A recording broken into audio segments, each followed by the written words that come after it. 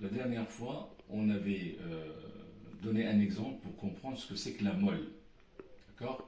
Qu'est-ce qu'on a fait? On a pris un récipient et on a mis des grains. On a dit, imaginons qu'on a des grains de sable et qu'on devait compter chaque grain de sable dans ce récipient. Donc, si on doit compter chaque grain, on doit compter tous les grains. Imaginons qu'il y en a 1 million. Eh bien, ça va être très dur à compter. D'accord? Alors, l'idée de la molle, c'est qu'il faut regrouper, il faut déjà faire un premier comptage, d'accord? C'est-à-dire regrouper un nombre précis par paquet, et le paquet, il va s'appeler molle. À ce moment-là, au lieu de compter grain par grain, on va compter paquet par paquet, ce qui va être plus facile pour le comptage. C'est ça en fait l'idée de la molle, qu'on a abordé dans la séance précédente, séance numéro 4. Là, c'est la séance numéro 5, donc on va poursuivre dans cette démarche-là.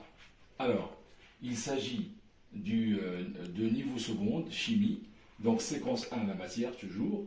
La séance numéro 5 qui parle de la molle, la suite. Donc, attention, l'unité de la molle. L'unité de la molle, c'est MOL, sans E. On précise que c'est sans E, on écrit juste MOL. Ça, c'est l'unité. Ça se mesure en mol. Donc là, j'ai redessiné le récipient avec des grains. D'accord? J'ai dit qu'il y a exactement, supposons qu'il y a N grains, N entités. Entité, c'est une molécule ou un atome ou un ion. On appelle ça entité. Je l'ai appelé ici grains. Imaginons qu'il y a N grains. N, ça peut être 1 milliard, 10 milliards, ce qu'on veut. Donc, voilà. Donc, l'idée, c'est ce que j'ai expliqué tout à l'heure, l'idée, c'est de ne pas compter grain par grain, mais compter paquet par paquet. Comme ça va être plus simple. Et le paquet, on va l'appeler la molle. En fait, on a, là, ce que j'ai décidé là, c'est j'ai une molle, un paquet de cette entité-là, de cette molécule ou de cet atome, etc. D'accord? Alors, sachez que dans une molle, dans un paquet, il y a un nombre précis d'entités chimiques, d'accord, de molécules ou d'ions ou d'atomes. Ce nombre, ça s'appelle le nombre d'Avogadro. Le scientifique Avogadro, c'est lui qui a imaginé ce nombre précis qu'il faut mettre dans un paquet pour ne plus compter grain par grain, c'est-à-dire entité par entité, mais pour compter mol par mol. D'accord? Donc dans une mole, il y a le nombre d'Avogadro entités. Le nombre d'Avogadro, on l'appelle Na, A pour dire Avogadro. Eh bien, ce Na est égal à 6,02 fois 10 puissance 23 mol moins 1. Donc l'unité du nombre d'Avogadro, c'est mol moins 1. C'est le nombre d'entités par mol, en fait. C'est le nombre d'entités, ce nombre-là, par mol. Donc, il faut se rappeler de cette unité-là et ne pas oublier le moins 1 ici. D'accord? Donc, si on fait une règle de 3 ou un produit en croix, dans une mole, il y a Na entités, et imaginons qu'il y a petit n mol, c'est-à-dire celle-là, plus celle-là, plus celle-là, plus celle-là, jusqu'à la fin, on aura n paquets, c'est un nombre, donc n mol correspondrait aux n entités qu'on avait au début. Imaginons qu'ici, on avait 10 molécules. 10, c'est ça. 10 molécules, d'accord? Donc, combien de moles y a-t-il dans 10 molécules? D'accord? Sachant que dans une mole, il y a Na molécules. Voilà. En fait, c'est ça. Je répète. Dans une mole, il y a ce nombre qui est ici, molécules par exemple. Dans N mol, il y a combien? Il y a donc N quantités. Donc, si on multiplie ça par ça, ça va nous donner ça par ça. C'est le produit en croix. Donc, 1 multiplié par N, 1 multiplié par N est égal à N multiplié par Na, à N multiplié par Na. Ce qui nous donne la formule du nombre de moles. Donc, ça, c'est le nombre de moles. Ça, c'est le nombre de moles qu'il y a dans ce récipient. C'est-à-dire le nombre de paquets. Hein. Il y a pas mal de paquets ici. Et quand on compte tous ces paquets, ça s'appelle N. Ça peut être 3, 4 moles, 5 moles, 10 moles, 10 milliards de moles, etc., etc. Donc N égale à N sur N. Ça, c'est le nombre total. Ça, c'est le nombre total d'entités. Nombre total. Le nombre total d'entités. C'est-à-dire le nombre de tous les grains, un par un. Ça s'appelle n. Ça, c'est le nombre de grains dans une seule mole. Dans une seule mole. D'accord? Et ça, c'est le nombre de moles dans tout le récipient. Voilà. Donc, voilà comment on trouve ça. Et finalement, là, de cette équation-là, on peut multiplier ça par ça, ça donne ça. N fois Na égale à n.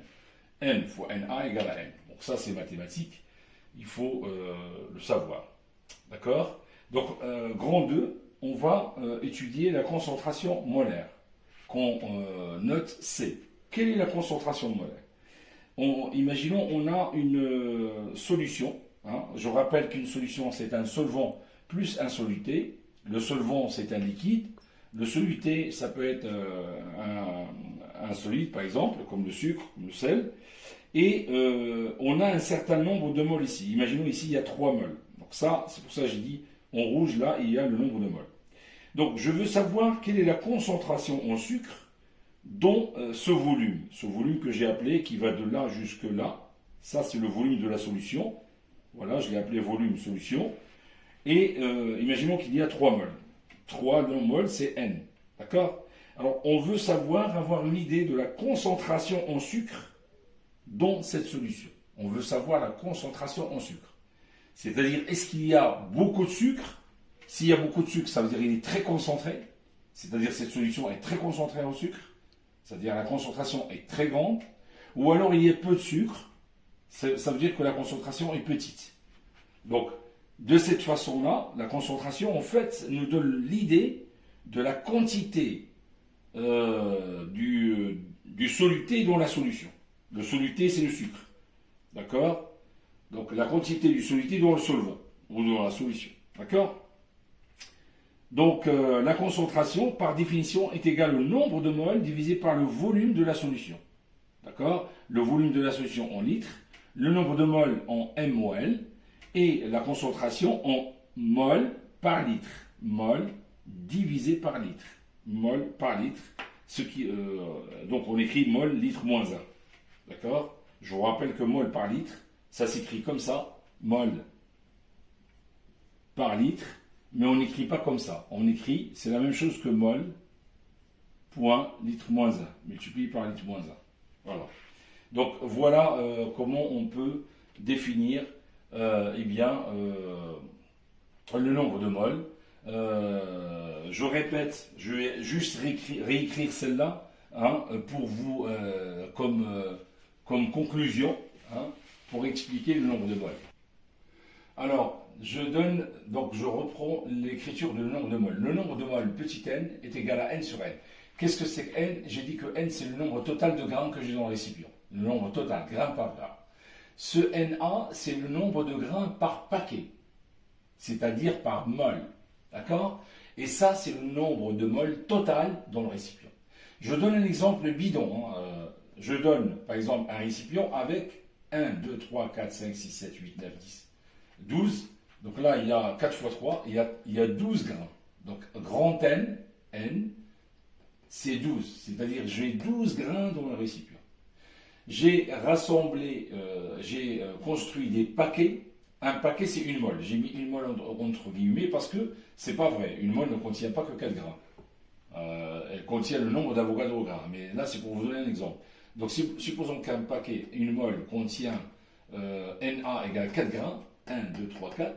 Donc, j'ai bien 1, 2, 3. J'ai bien 3 moles. Donc, N égale à 3. Vérification de cette formule. N égale à N sur N. N, c'est 12. Là, 12 divisé par 4. Divisé par 4, ça donne bien 3. Donc, j'ai bien N égale à 3. 3 MOL. 3 mol MOL. C'est là. Voilà. Donc, voilà, on a défini ce que c'est que le nombre de moles. Donc, c'est très simple.